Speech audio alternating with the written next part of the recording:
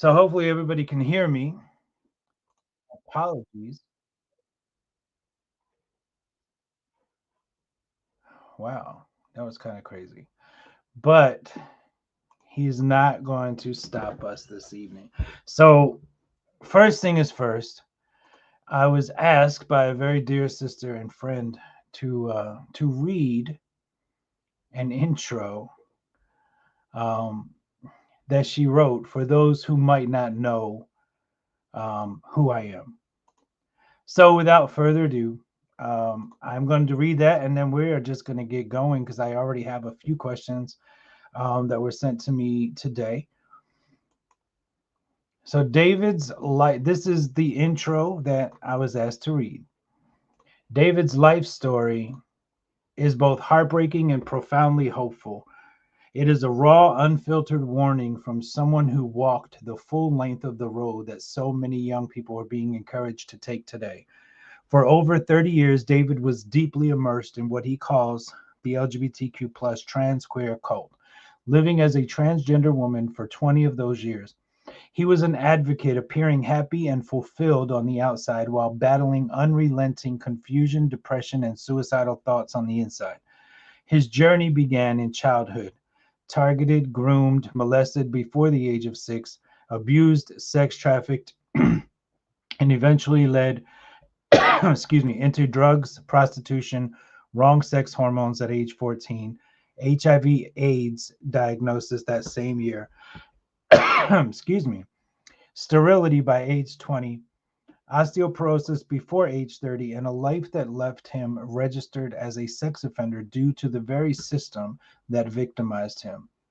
Everyone around him thought he was living his best life now, as his true self.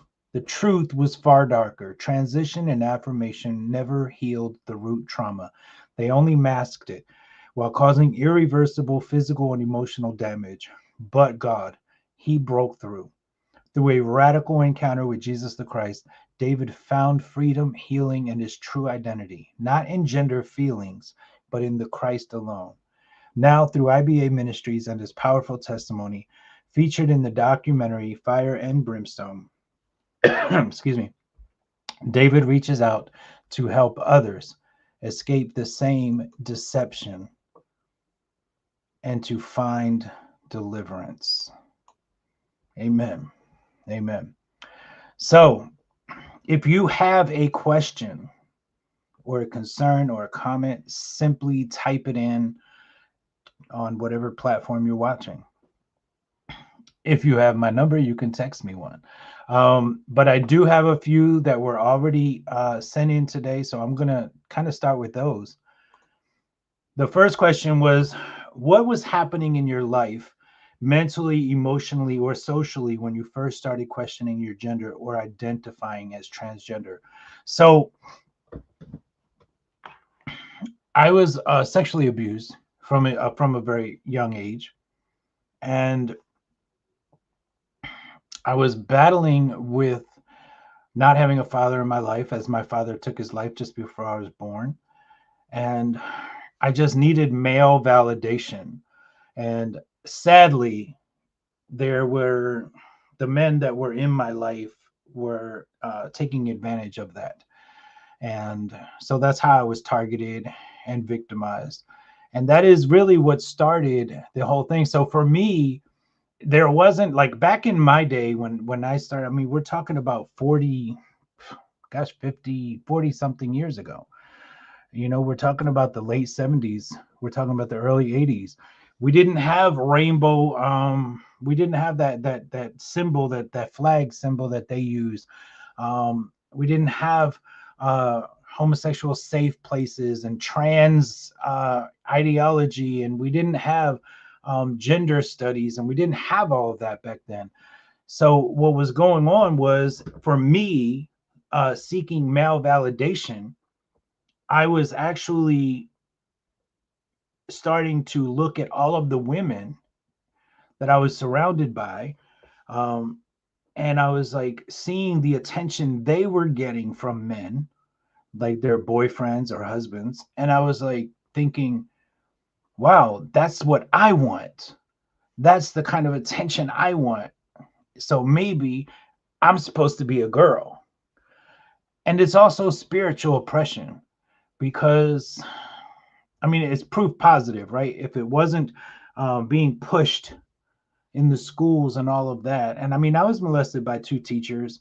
So I was told pretty much that I was gay because I was effeminate. I was told that I would be a pretty girl by one teacher. So different things like that. So all of the trauma that I suffered is what led me into the delusions of thinking that I was trans.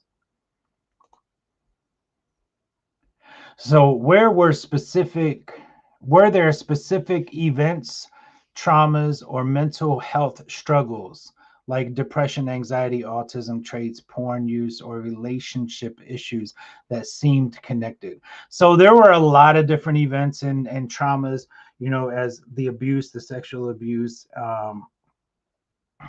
as well as my father taking his life, not having a father, um, gosh, anxiety. And I can't speak on autism. I happen to have a personal belief that somehow, somewhere along the line, homosexuality is actually part of autism. But I also know it's spiritual oppression.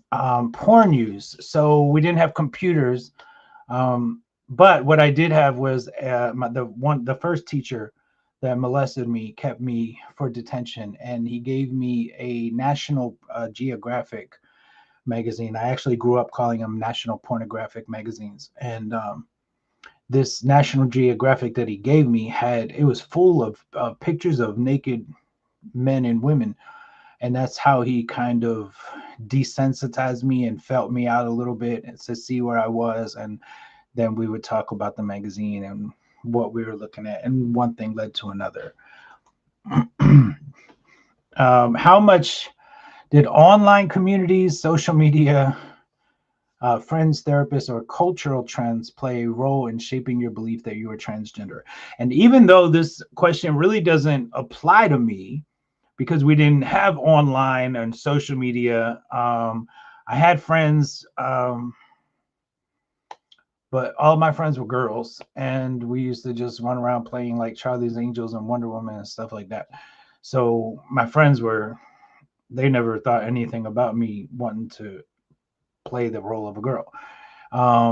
There was no therapist, no cultural trends. But the reason that I took this question on is because these are the things that are playing a role, which is why transgenderism, especially, is at its all-time high. I mean, gosh, just a couple years ago, it was like a 6,000% increase in just girls that were identifying as trans or non-binary or gender fluid or all of these things that don't exist.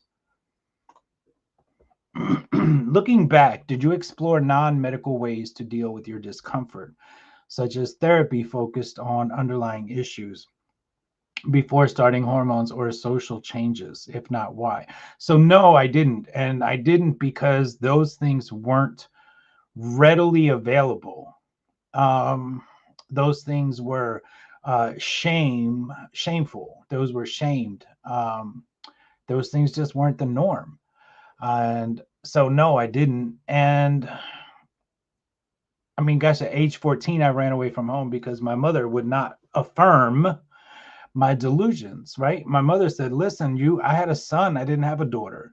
You are my son, your name is David, and you can't be these names that you're making up for yourself. And she said, I'm not going to be finding makeup in your school bag or girls' clothes hidden in your room. You can't do that under this roof. So at 14, I ran away from home, and I lived on the streets of Philadelphia, and I was prostituting and buying wrong sex hormones on the street, injecting them myself. I was on drugs, alcohol, everything. So um, those things weren't an option, and I feel blessed that I wasn't raised in today's world where my mother would have been forced to affirm me or lose custody of me, right? And that any therapist I went to would have affirmed me and went along with my delusions. I mean, ultimately destroying me, because that's what wrong sex hormones did to me. So once you began hormones, surgery, or living as a female, did your gender dysphoria actually go away, or did new problems emerge? So gender dysphoria, by definition, okay, by definition here, is an abnormal condition of mental confusion. That's what dysphoria means, right? DYS is an abnormal condition, phoria, of mental confusion. So it's an abnormal condition of mental confusion related to your sex, okay? Because gender is sex. They're both you can switch them words out. There is no gender identity as opposed to your sexual to your sex. Did hormones or HRT, which is hormone replacement therapy, affect your mental health, relationships, sex life, or ability to function day to day? So let me say this.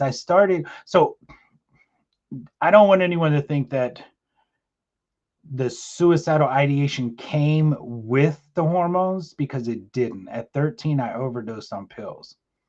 At 14, I began wrong sex hormones. I began estrogen and progesterone. So I began those at 14. So I was the suicidal trans kid that is always tossed into all these debates and discussions when someone is trying to promote or push the TransQueer agenda, right? And so the suicidal ideation was there before the wrong sex hormones. Now, once I started the wrong sex hormones, the suicidal ideation was on steroids. By age 15, I was a mental case. I would walk down the street laughing one minute, crying the next, and then in a rage, wanting to hurt somebody the next minute. Which pretty much we see that, right, when we see people now that claim this false identity and that are trapped in this oppression and in this disorder. And if you didn't see my live stream from earlier, please go watch it, because it's very informative just about this kind of stuff. Next question is, what physical changes from cross-sex hormones or surgery surprised you the most? Things like infertility, sexual dysfunction. Let me see if I answered that last question. Mental health, relationships, relationships were sex life, or ability to function day to day. So I covered that. What physical changes from cross-sex hormones or surgeries surprised you the most? Things like infertility, sexual dysfunction, voice changes, breast development, or health risks.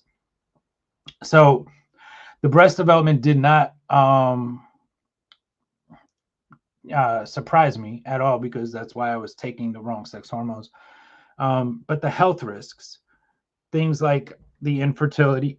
So I started wrong sex hormones at age 14. I was sterile by age 20. Sexual dysfunction, yes, it's a major part when you are actually taking wrong sex hormones. Voice changes, I kind of expected that. I was told what to expect. Health risks. I had osteopenia by the age of 20. I was also sterile by the age of 20, and I had osteoporosis before the age of 30. And it was so severe into my 30s that I was actually hunched over, couldn't walk without a walker, couldn't stand up straight, that kind of thing, extreme pain. I have osteoarthritis throughout my body now. That is getting better. It is getting better. I also have heart disease that is directly related to the wrong sex hormones. So there's a lot of things that with taking these poisons, these synthetic poisons, drugs that don't belong in your body. They alter your brain development. They alter your brain function. They alter your nervous system. They all definitely alter your moods. So you're all over the place, and you are. I mean, I have physically and verbally attacked people just to show them how happy I really was. So it's a dangerous, very dangerous place to be, is on wrong sex hormones. Were you given full balanced information about those risks up front? No, absolutely not. I even did go to one doctor whose office, because he had lost his license for practicing doing things he was doing. And I went to him to continue my my hormones, and his office was in his basement. And I mean, really, it was just like another area for prostitution for me, because he was just an old pervert who wanted to engage in sexual favors for the hormone pills and the shots and the needles and all of the stuff that came along with it. Did living as a woman ever feel completely natural and authentic to you? Or did you find yourself constantly managing appearances, voice, mannerisms, or dealing with dysphoria in new ways? So, did it ever feel completely natural or and authentic to me? I would have to say that it did at some point. Um, it absolutely did at some point. I didn't deal with managing my appearance or my voice or my mannerisms because I was what they call passable. See, back in my day, when you were trans, you either looked real enough to walk through the hood in the daytime, or you didn't come out of your house until nighttime. So I yeah, I did. I did not have to deal with a lot of that. And I'm not saying that there's a big difference, because there's really not. Um, but to answer that question, and as far as dealing with dysphoria in new ways, um, I think that dissociating from self was the only way, is the only way to deal with dysphoria, um, as far as the whole gender affirming care format goes, right? So, and of course, those are all me before and after. Those are all my before and after pictures. So, I didn't have that issue of dealing with appearance and all that. And so, and that's a big thing too now, is like we see a lot of men with a wig on and a shadow and women's clothing, and these are not quote unquote really gender dysphoric people. These are AGP or autogynephiles. These are fetishists, cross dressers, things like that, that are using their sexual, or actually boasting or boosting their sexual fetishes and the pleasure they get from their sexual fetishes by leaning into the TransQueer umbrella to cover them. So it's not just gender dysphoric people. And if you haven't read my Substack about that, um, simply comment, and I'll try to remember to post the link when as I move on. All right, let's see. I'm trying to find out where I was. Here we go. What finally made you realize the transition wasn't the solution and decide to detransition? How long did it take to admit that to yourself? And what was the hardest part of reversing the changes? So for me, I mean, I remember once saying I felt like a woman, right? And that was really an absurd statement because having never actually been a woman, I couldn't possibly know what one feels like, right? So that was part of the delusion, the deception. Um, I was in prison, and it was my third time in prison. And there was a correctional officer, and he poured into me. I mean, he offended me. He was like, "Come here, what's your name?" I was like, "Paige." He was like, "No, that's a girl's name. What's the name your mama gave you?" I said, "David." He says, "Well, David, do you know that God didn't create you to be that way?" And that offended me. And I said something about it being natural. And he says, "Well, if it's natural, how many pills did you have to take? How many procedures or surgeries did you deal with in your life?" And he spoke matter of factly, and he spoke truthfully to me, and I thank God for that, man, um, because he offended me in a way or in a manner that I wanted to know more. I wanted to talk to him, right? And so he would see me and he'd say, "David, God didn't create you to be that way," and things like that. And eventually I would seek him out on the compound, and I'd want to talk with him. And um, he just poured into me ever so freely. Um, Whatever was poured into him ever so freely, and I think that's what we're supposed to be doing, is pouring into others. So how long did it take to admit that to yourself, and what was the hardest part of reversing the changes? So that's kind of like a God story for me. I got out of prison, and I no longer wanted to be Paige. I just didn't. So I became David. Um, I just became very flamboyant. People on the block used to call me Gay Dave, and but here I was, a gay, homosexual identified man with breasts that appeared to be a girl, and I mean, I had some work they call it done, um, also to my face and to my body that stood out at that time, and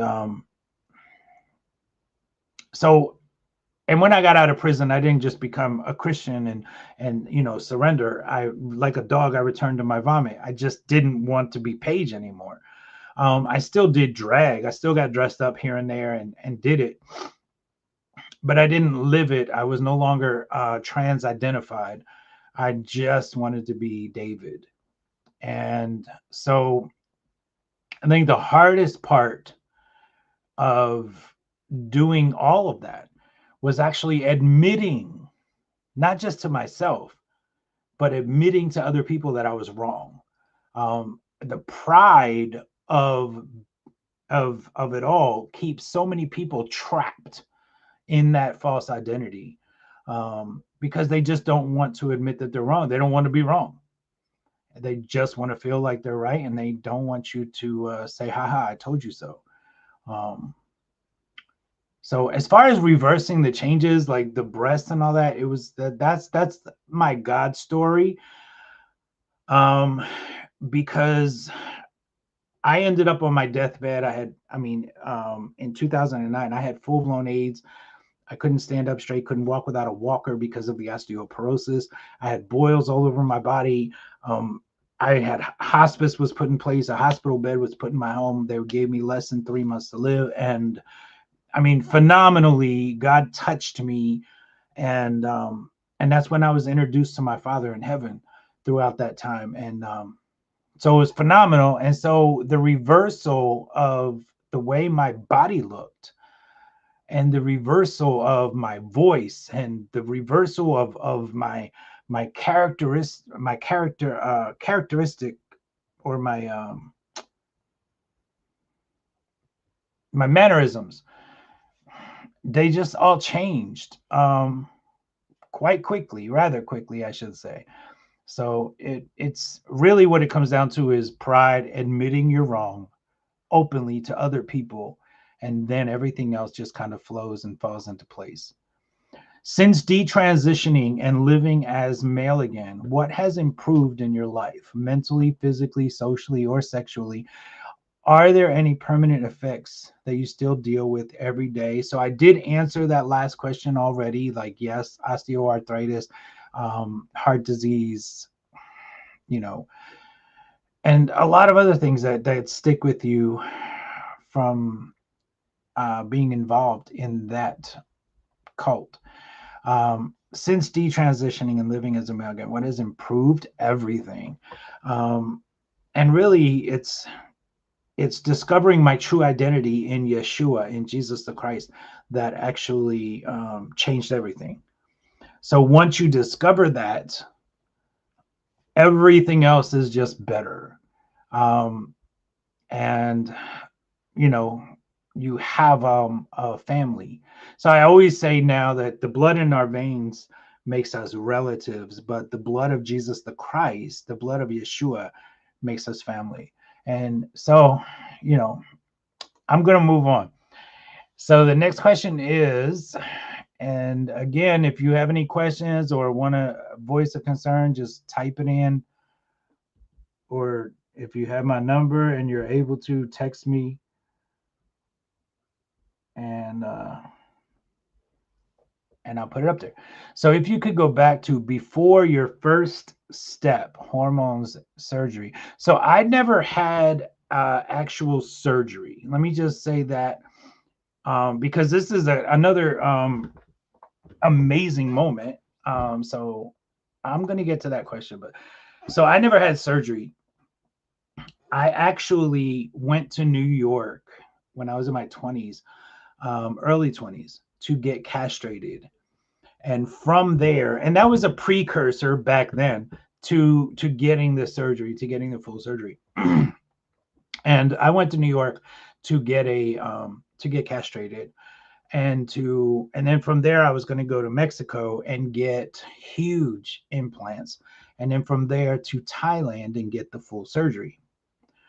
So while I was in New York, I was spending time with some friends that I had there, and two of them were post-operative transgenders. They had already had the full sexual reassignment surgery.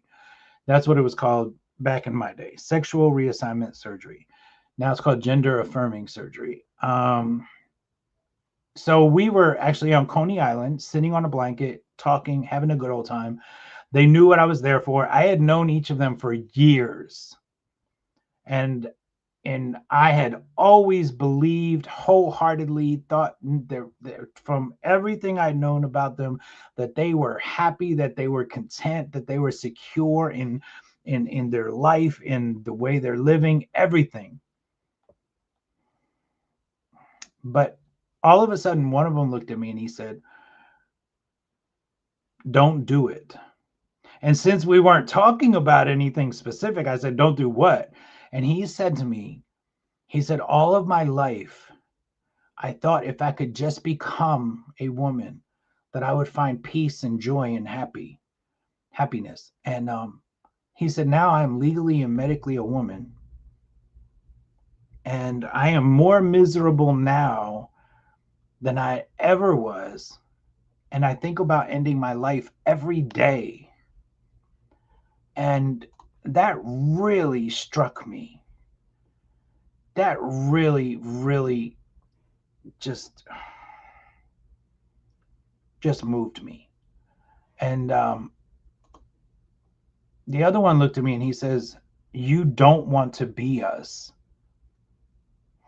I think about taking my life several times a day, every day.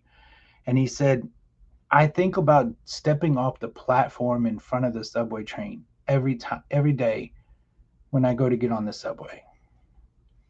And I remember I went back to my hotel room and I curled up in my bed and I didn't do it. And I just continued living as a trans identified person because I didn't know anything else. I kept thinking, like, where's my next step? What is my next step going to be if that's not it? How am I ever going to find peace and joy and happiness if that's not going to do it, right? If you could go back to before your first step, hormones, what would you tell your younger self? What single piece of information, that's a very good question, or perspective, do you wish you had been presented? Do you wish had been presented to you? I honestly wish that somebody who had been through it, somebody would have sat me down and said, if you do this, this is what's going to happen to you. You will never find peace. You'll never find joy. You'll never find happiness if you continue on that path.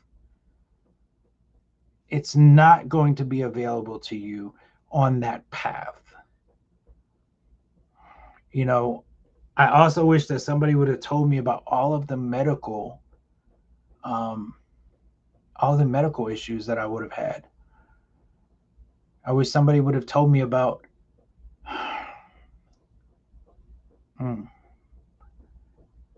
how the sexualization and the victimization would have turned me into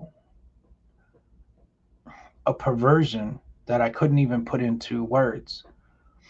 Just a sex addict, a fiend. I really wish somebody would have cared enough and told me all of that. For others today who are experiencing gender confusion, social struggles, or seeing trans content everywhere online, what advice would you give before they consider any irreversible steps?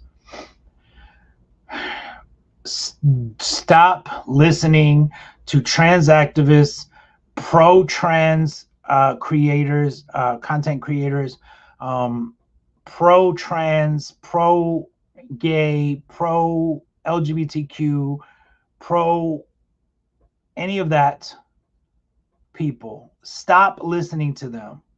Just think, common sense. Would a drug addict go to their drug dealer to find out if there was freedom from drug addiction? Find somebody who has been through it, who has walked it. Just find somebody who knows the ins and the outs. That would be my very first advice. Secondly, I would talk about all of the medical issues that stem from wrong sex hormones, from puberty blockers. I mean, we're talking about sterilizing children. We're talking about puberty blockers that sterilize children, that stop brain development, that alter brain activity, that stop bone development. All of these things are irreversible damage. These are not irreversible. Puberty blockers do not pause puberty. Puberty is not a disease. It's not a condition. It doesn't need to be paused or blocked. This is an issue. Children need validation. They don't need affirmation. And what does that mean, David? Well, children need to be validated. So when Joey comes up to you and says, I want to be Jill, say, listen, sweetheart, validate him. Say, I know that you really think that you really believe this right now. But let me tell you why it's not true and why it couldn't possibly ever be true. And let's find somebody who has tried it. Not somebody who's still trying it, because they lie. They lie. They will lie to you, bold-faced lie to you, that they are happy, that they're content, that they're secure, but they continue on with procedures and surgeries and altering their bodies and doing all that they can to become what they'll never achieve. Based on experience, do you think rapid affirmation and medical transition, the current gender affirming care model, helps most people long term, or does it sometimes bypass deeper issues that therapy could address? So I think that any affirmation, And any transition, medical or social, is dangerous, and that it never and that it's always stems from trauma. It always stems from trauma. Always. Somewhere along the line, something happened. That child was either targeted, desensitized, sexualized, victimized, abused, criminalized, weaponized, something. There's always underlying issues. There's always trauma. Always. What do you want people to consider? What do you want people considering this path to understand about regret rates, the difficulty of detransition, or the reality of some changes, that some changes can't be fully reversed? That's a really good question. So, what do I want people considering this path to understand about regret rates? That all of these pro-trans organizations, the diabolical W path and the WHO, they're all lying to you. Okay? The regret rates are extremely higher than they're telling you. They're the detransitioners, extremely more detransitioners than they're telling you. They're lying to you purposely. So one of the ways that they're doing this is that these clinics, these trans clinics, are not. They're continuing to keep files on people that have left the clinic, people that have detransitioned. I mean, I know a couple of detransitioners that couldn't even get their medical files from the clinics because the clinics had them marked down as happily transitioned. So they are not giving anyone. That's why I always say don't believe statistics. The heck with statistics and polls and surveys, because they're all biased, because they know where to go and how to do it to get the results that they want, or they just make it up. So there are no true regret rates out there. The only rate I can assure you of is that there are more detransitioners and more that regret transitioning, even some of them that are still living as trans identified people. They regret it. Regret it. So the difficulty of detransitioning, it is difficult. And for some, it's even more difficult, especially for some of these young girls that I know. For some of these young girls, it's even more difficult. They now have Adam's apples. They now have Adam's apples, and they have deep voices. I actually know one very well, and I connected with her when she was trans identified, and I just poured into her, and then eventually she started seeking answers on her own because of her own dissatisfaction. But she had been on testosterone for years. She was young too, I believe in her early 20s now, and she had a double mastectomy, had her breasts removed, she had grown a beard.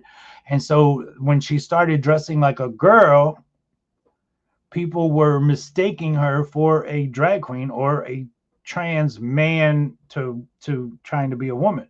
And so, but I remember an email that she sent to me that said, hey, I don't mind it because it allows me the opportunity to tell people my story and why taking wrong sex hormones is so bad. So, detransition is difficult, and it's difficult for a lot of people, but I can assure you also that it gets easier. And if you gain a network of detransitioners, of people who have walked through it, Not so much the ones that are trying to ask for funding to detransition. Excuse me, all of that. Not all of that, but the ones who are truly looking to help others come out. Then I can assure you that your detransitioning, or the hope that you can offer someone who needs the detransition, will go much smoother. The reality that some changes can't be fully reversed. Yeah, like taking wrong sex hormones made me sterile. So that's irreversible. Um, the osteopenia, osteoporosis. Now, I did reverse my osteoporosis back to osteopenia, but there's no reversing my bone density at this point. I'm 50 something years old. So the osteoarthritis, likely irreversible, but manageable. Um, the heart disease, who knows, right? Because I had full blown AIDS and was given less than 3 months to live. So I know what the hand of God can do, right? I know what the hand of God can do. So I don't ever put anything out of, like, no, it's just not going to happen. I know what the hand of God can do. And I know that He honors our measure of faith each step of the way. Um, so I do got a text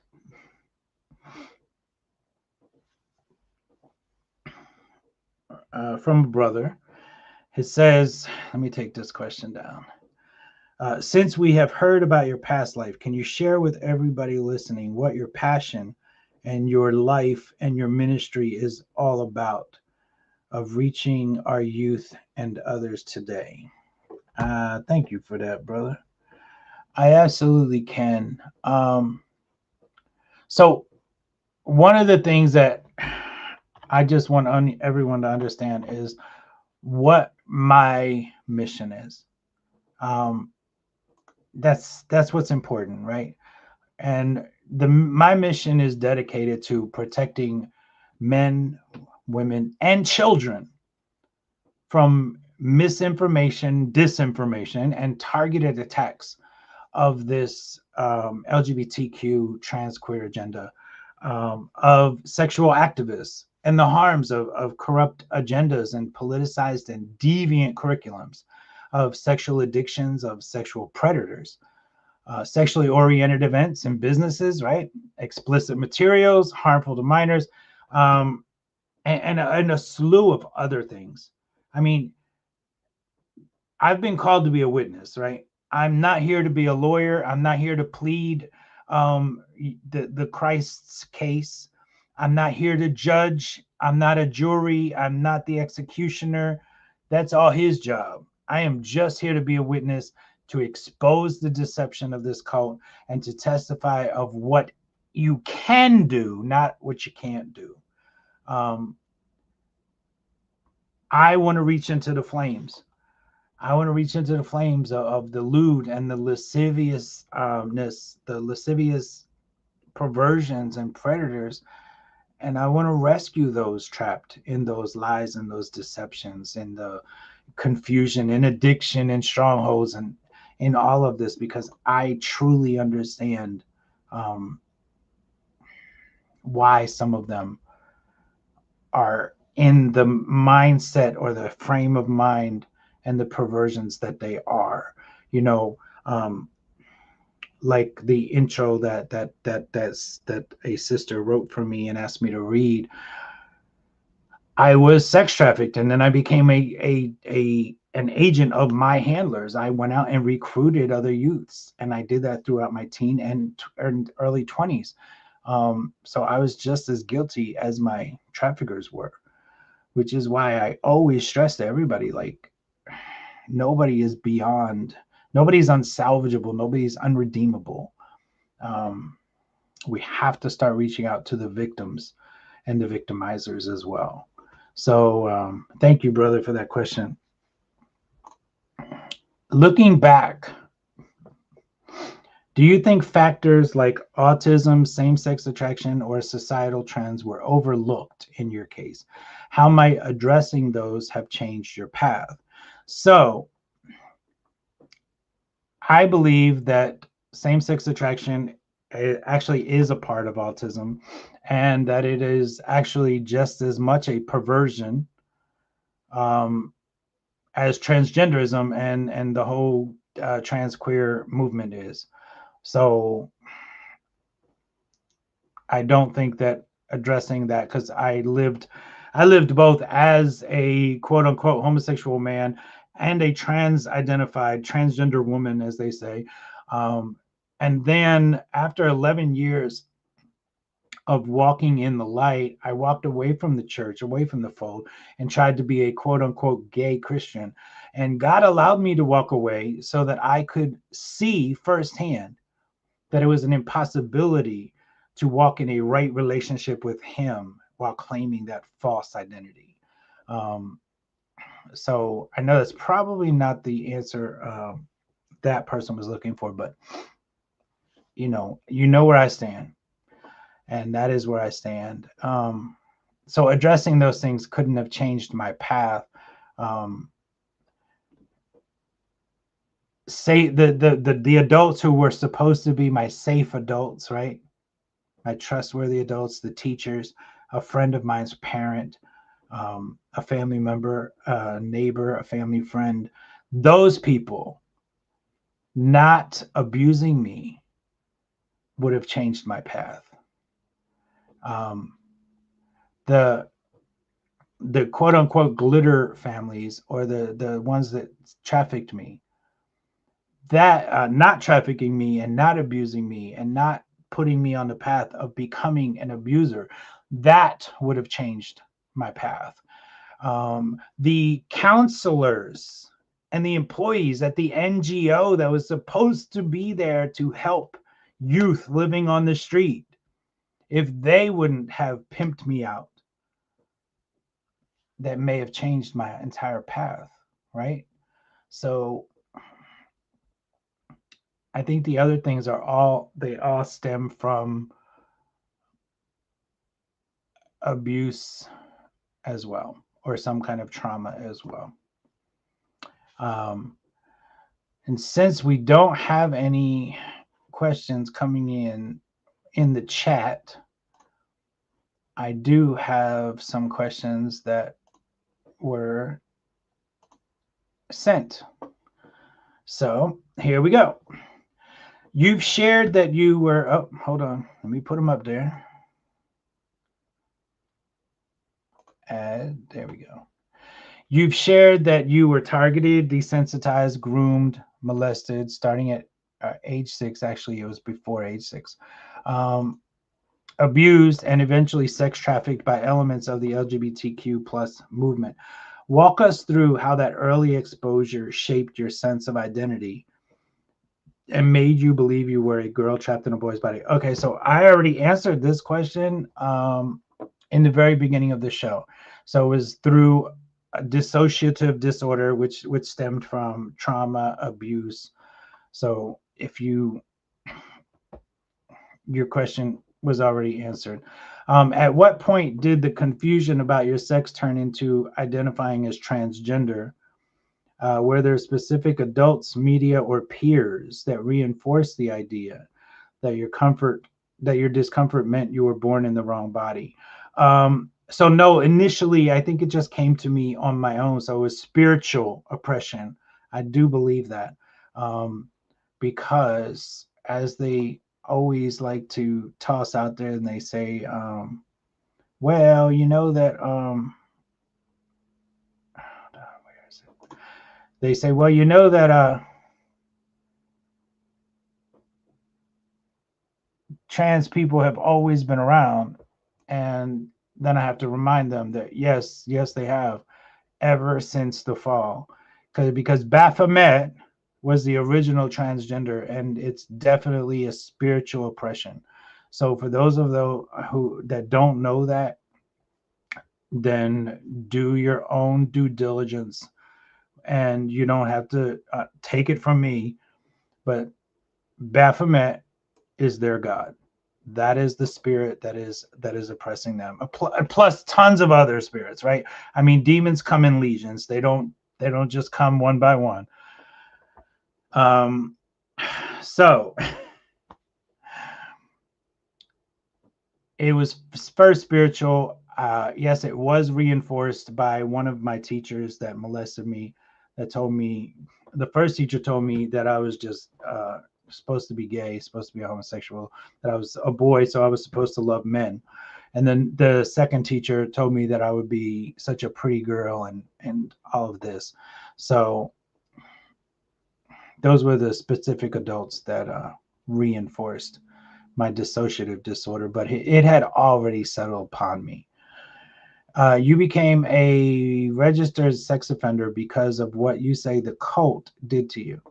How do you connect your early victimization and indoctrination to the path that led to criminalization? And what does that reveal about how the movement affects vulnerable kids? This is a really good question, and I am actually going to also use this question on the next show that I do about how the children are targeted and desensitized and sexualized for purpose. But I really don't want to dive into that here. We got about 25, 27 minutes left. So I'm going to answer the question. So you became a registered sex offender because of what the code did to you. How do you connect your early victimization and indoctrination to the path that led to criminalization? And what does that reveal about how the movement affects children? So the movement, how it affects children is when children are targeted, right? So first of all, just homosexuality alone, but then you throw in transgenderism and this queer stuff and all of these gender identities and all of these other things. These things all become pornographic to youth who are developing, right? Whose minds are developing, and it confuses them. And since children want to belong so bad and want to be accepted, they're going to fall into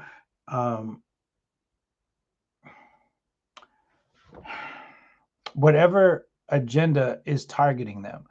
And I say this because as a youth that was desensitized and then sexualized,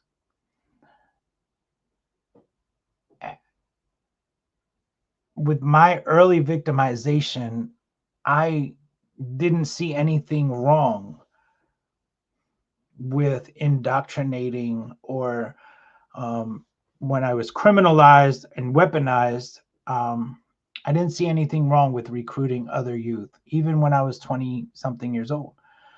And recruiting didn't just mean bringing them to my handlers, my traffickers. It meant engaging with them as well. So I have seen youth in this movement, in the entirety of the lgbTQ cult, ever since I was 14 on the streets. Actually, before that, because I was sneaking out and doing things, and I saw things, and I saw youth being targeted and seduced and lured in to this movement, and then I saw them being passed around and profited off of, and then when they were no more good, they were tossed out like common garbage, and then they became the ones that kept that circle of chaos going. So I hope that answered that question. I'm going to actually share a question right from chat from my sister from another mister, but the same father. Have you ever confronted these people that abused you as a child? Not all of them. I have reached out to a few. One of them I did get to sit down with, and one of them apologized to me, and I got to find out that that person was severely abused as well. I got to find out and know that he had some horrific things done to him as well, by his father. After his mother died, he became his father's sexual toy pleasure. He became his mother for his father. He cooked, he cleaned, he was homeschooled. He slept in the same bed with his father, and he did so for many years. And his uncle and several other people abused him over the years. So not all of them. I've reached out to some of them, and I got an apology from one of them, and my heart breaks for him. And I know that's hard for a lot of people to grasp or to understand, but as a victim and a victimizer, I completely grasp what these individuals endure and how their minds are shaped. All of the years of before I was saved, before God gave me a new mind and a new heart, right? And the old man died, and the new creature was birthed. That's when I knew without a shadow of a doubt right from wrong. That's when I had a conscience. I never really understood what was so wrong about certain things that I felt or thought, because they were quote unquote natural to me, right? It goes into the effect of being born that way. We're all born that way, whatever that is for us. That's why we have to be born again. Amen. So, and thank you so much, Beth. God bless you too, sister. All right, let's see. Next question. You started cross-sex hormones at just 14, along with drugs, alcohol, prostitution, and contracting HIV/AIDS that same year. What did doctors or affirming adults tell you about the benefits and risks at the time? So, nothing. All of the quote unquote affirming adults were other trans identified people. So again, it's that for me, it wasn't like it is now for these youth. For me, it was much different. For 20 years, you lived fully as a woman and were an advocate in the community, in the lgbTQ cult. On the outside, people thought you were happy and living your best life. What was really going on inside, mentally, emotionally, and spiritually during those decades? Wow, another really good question. So I was depressed. So I was, listen, I was always suicidal. From say the age of 12, 13 on. I learned how to put on a happy face, and everyone thought that I was content, I was secure, I was happy, and I was just being the girl I was meant to be. And but they really had no idea that I was miserable, that I was depressed, and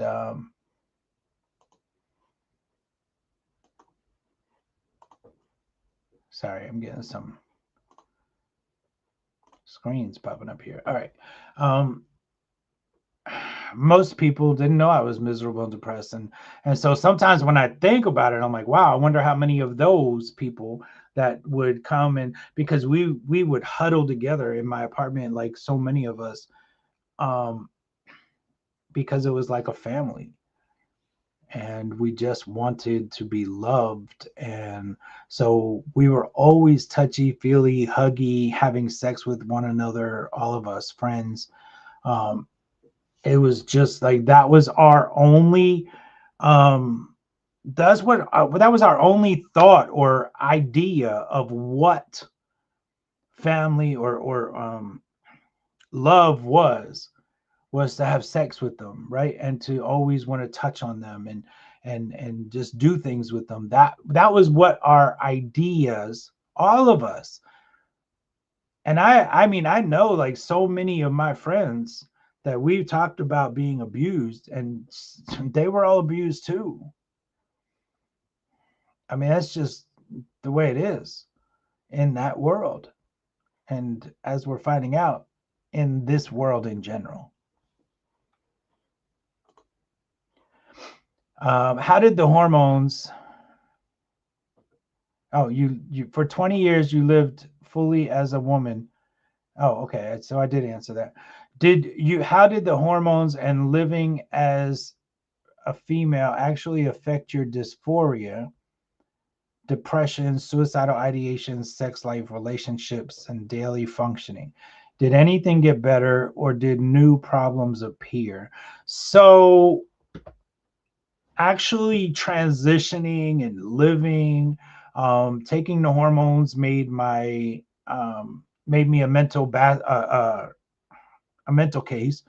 Um, it was, I mean, I was always going through some kind of emotion. So the suicidal ideation remained, and it did get more intense, I would say. So it did increase. And I really believe that if had I went through with the procedure, had I got castrated or had I went and got implants, that it would have increased even more, because that's what two very close friends told me. And listen, I knew them for years. When I told you about the two transgenders on Coney Island telling me don't do it, I had known them for years, ever since I was like 14 out in the streets, over probably about 10 years. And I always thought they always had a smile on their face. They always were in good spirits. And they always were positive about their death style, not lifestyle, because no sin leads to life. So it's a death style. They were always positive about it. They were always positive about themselves, about their bodies, about their surgery, about everything. But come to find out that both of them were more miserable than me. And both of them thought about taking their life several times a day. I mean, I can't imagine going to get on this subway in Philadelphia, because that's where I lived at the time, every day, and considering stepping off the platform in front of the train like he did. I can't imagine that. And he told me that's what he thought about every single time he went to get on the subway.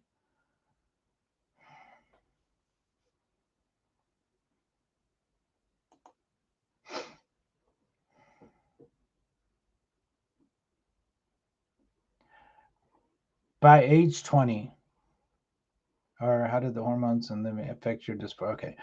By age 20, you were already sterile. By 30, you had osteoporosis. And now at 51, I'm actually 53, but thank you very much for giving me a couple years. You say you have the bones of an 80-year-old woman. What other permanent or long-term physical effects from the hormones and lifestyle from that death style do you still deal with every day? So again, I probably covered all of that already during the show, and I'm not going to rehash it to waste any more time. But let me say this: there's also things. So I'm not saying that detransitioners or ex-homosexuals that we don't struggle, okay? Because we do struggle. And anyone that tells you they don't struggle, I don't know. Um, I'll be happy if I get there, but I'll be content if I don't, right? Because I don't struggle with the struggle, okay? Because I am content, I'm secure, I'm safe. I'm safe in the finished work of Yeshua, Jesus the Christ on that cross. So I'm not worried about I don't have to struggle with my struggle. That's not my job. Okay? My job is to stay focused, to take any thoughts that pop in that don't belong captive. And if I feel like I'm oppressed, or if I feel like something is upon me or attached to me or steady at me, then I call a brother from another mother, but the same father, and we go through a deliverance session. And so that's how that's done, and that's how that's dealt with. And so for a lot of people, you really need to take deliverance seriously, not figuratively, um, not even literally, but seriously, because it is serious. And everybody should be going through deliverance sessions as they need them. Some people may need them more often, but just because you need a deliverance session or a freedom session does not mean that you failed, that you've stumbled, that you've fallen. It means you're trying to take precautions so that you don't stumble. All right. What finally broke through the deception and made you realize transition and affirmation were not the answer? Was there a specific moment, conversation, or crisis that led to detransition? So, as I said, the correctional officer in the prison, we called him Bishop. He was amazing. He poured into me. One of the stories that he told me that has always stuck with me was when he told me, he says, David, let me tell you about this man named Saul. He says, Saul thought he was doing what God wanted him to do when he was killing, murdering, locking up, jailing, and dragging Christians through the streets. He said he was sincere in all that he was doing. He sincerely thought he was doing what God wanted him to do. He said, and then one day he was on his way to Damascus, and guess who showed up? And I'm like, who? And he's like, Jesus. And I'm like, okay. And he says, and then Jesus showed up. He said, literally knocked him off his high horse, blinded him so he could see. And then he went from being sincerely wrong to sincerely right. And he went from being Saul to Paul, and he wrote most of the New Testament. And I found that story so fascinating. And then I really understood a couple years later when I got radically saved, I found out that I was sincere when I used to say, hey, I feel like a woman. Sincerely wrong, but sincere nonetheless, right? Because having never actually been a woman, I couldn't possibly know what one feels like. You've said affirmation hormones and social transition never removed the confusion, depression, or suicidal thoughts. They only masked them. What ultimately did remove them for you? That is an easy answer. Yeshua, Jesus the Christ. He removed all of it. All right. And I was on 30 something medications daily. I had many diagnoses, health or mental health diagnoses, um, chronic depression, PTSD, major chronic depression. I said that anxiety, bipolar. I had all kinds of diagnoses and medications for them all. And the moment he touched me when I was on my deathbed, I never took another one of those medications. That simple for me. He removed it all because he is the healer. He is the physician.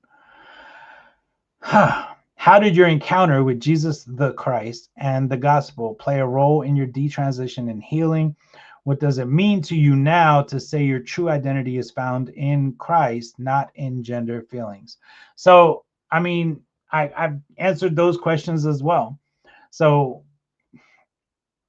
we all have to discover our true identity in Yeshua, Jesus the Christ, and not in whatever thoughts and feelings that we dwell in or that dwell in us, right?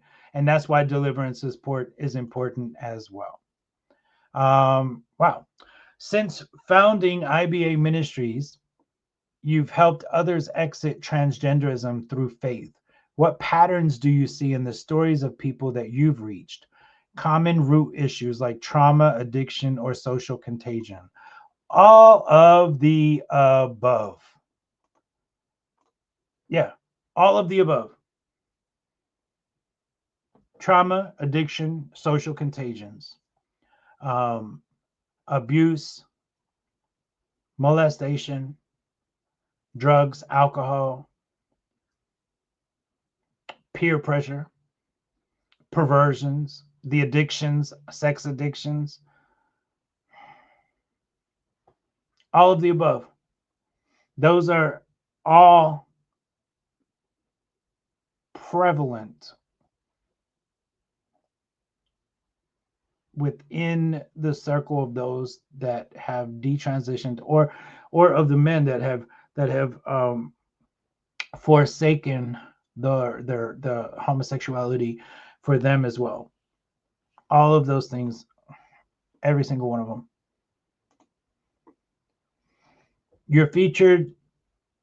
I'm actually not featured in that documentary. I was going to be, and then they cut me because of my background and because the feminists, it says affirmation generation, but because the feminists attacked me, and yeah, so they took me out. But I am in the documentary Fire and Brimstone, which you can find on my YouTube channel.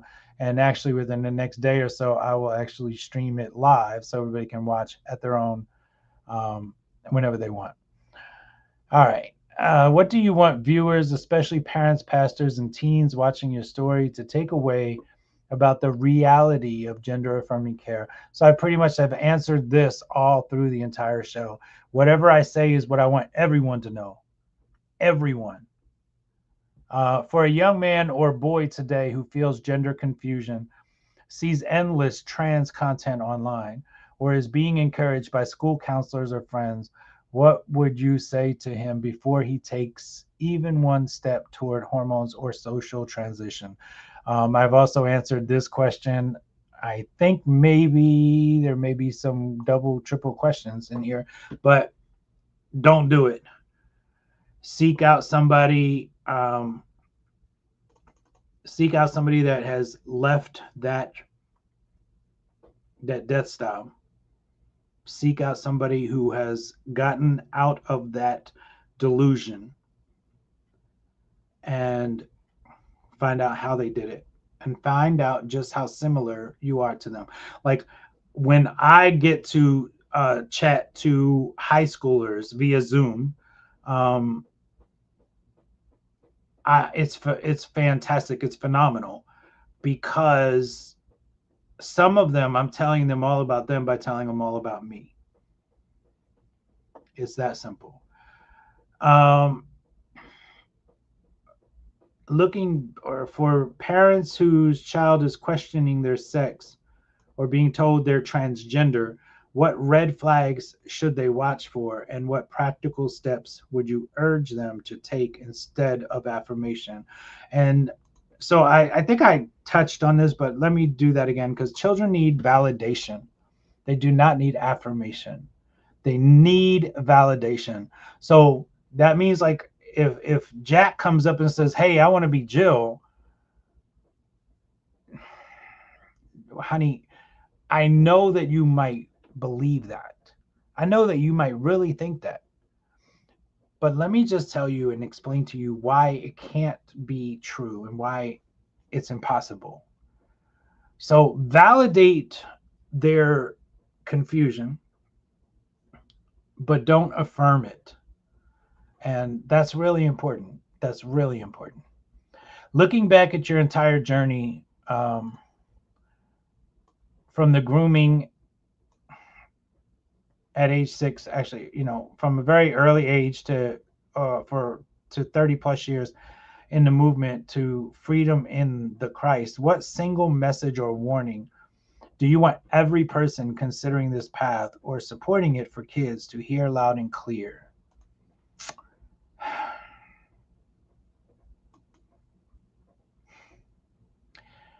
I really want everyone to comprehend that there is no more medium ground here. We live in the age of information. If you encourage, promote,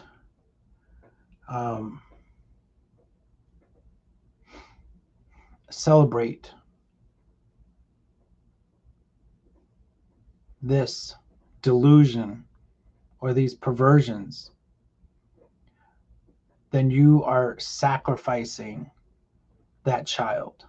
If that child is yours, then you are not a parent. You're an unparent.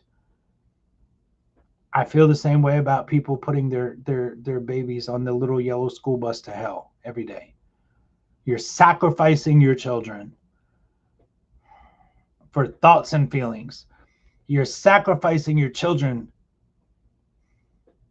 for delusions and deception. And it has to stop. It truly has to stop.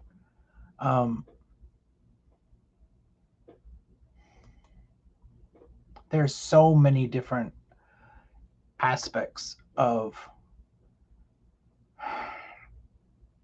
what is truly happening within this cult. And anyone who pushes, promotes, encourages, celebrates, whatever, protects, calls themselves an ally. If you're an ally of the lgbTQ, you're an enemy of the God. Just know that. But you are also sacrificing those babies. So there's very few categories, and most people aren't going to like it, but very few categories that you would fall into if you are promoting or encouraging this. And those categories would really just be an unparent, a pedophile, a predator, or a pedo apologist. Because that's all that would push and promote and encourage this. Even those that are trapped in it, even the victims, because they're all victims, understand that they're victims, but even the victims that are trapped in this, that are saturated by the perversions of this cult, even they are either predators, pedophiles, pedo apologists. Well, hopefully they're not parents to be unparents, or they're just so far gone that they have no moral compass. But that's it. Those are the only categories that there is for anyone that promotes this. The dangers of transgenderism and transitioning are irreversible and lifelong.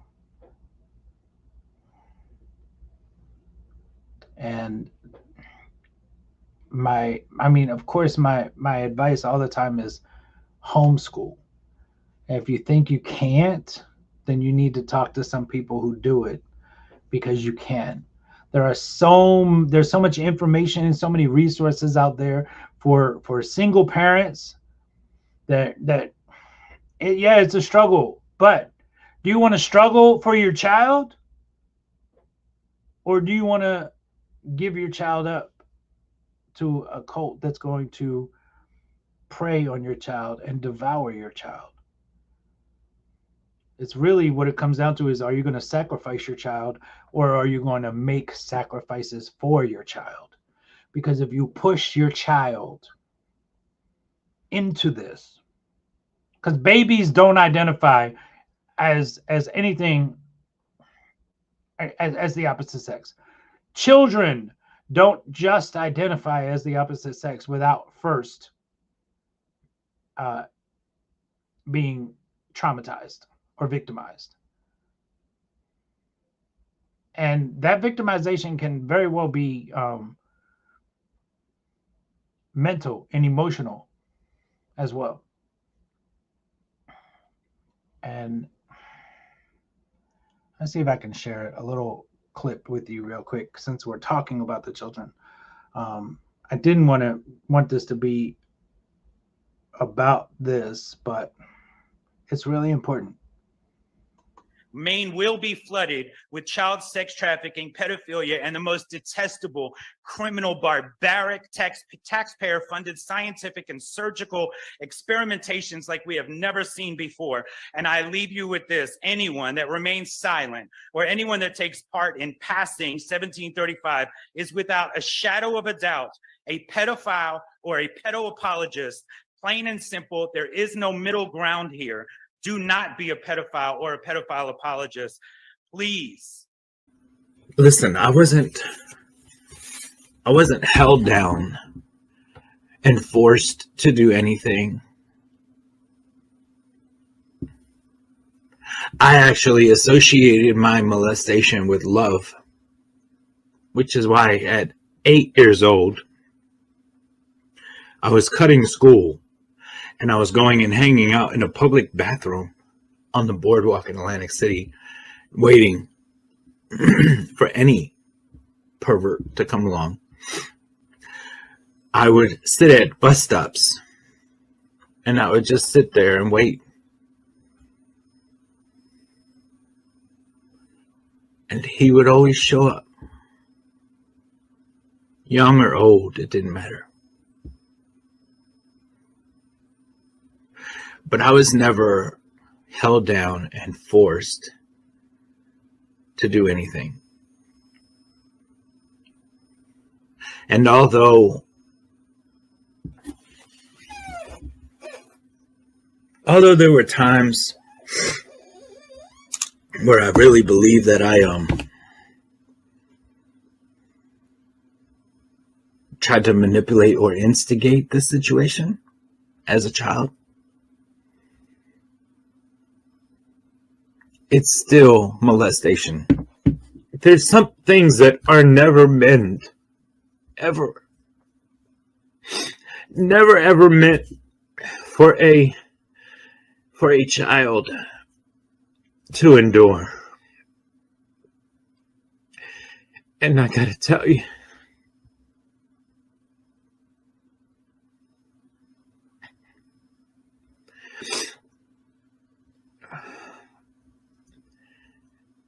sex is one of them. When an adult engages with a child, it's a violation.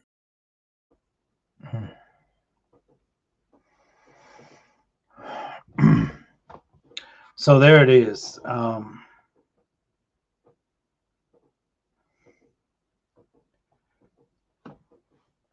guess my advice to end the show would be, if you have somebody in your life that is trans-identified or falls into the lgbTQ movement or realm,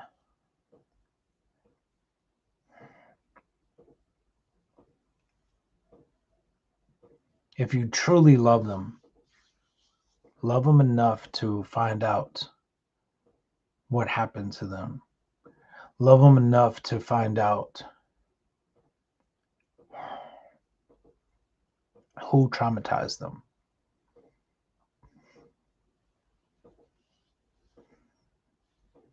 Love them enough to establish a relationship with them. And I got 4 minutes, and so I really can't get to the witnessing tab. But please go to the website ibelongamen.com and click on resources. If you click on resources, you'll get this page. There's how to witness. There's praying for those enveloped. It's just a template. I've seen this method work. So check out the website and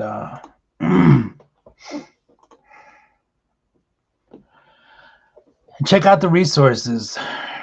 You never know what you might find there. And listen, like and share, because it's up to us to love them to life with the truth instead of loving them to death. Like everybody around them is loving them to death with their silence or their encouragement or their promotion, or they're celebrating their darkness with them. Just love them to life. Love them enough to tell them the truth. Because ultimately, if you don't, their blood is upon your hands when you stand before the Lord. You have a blessed evening. Peace.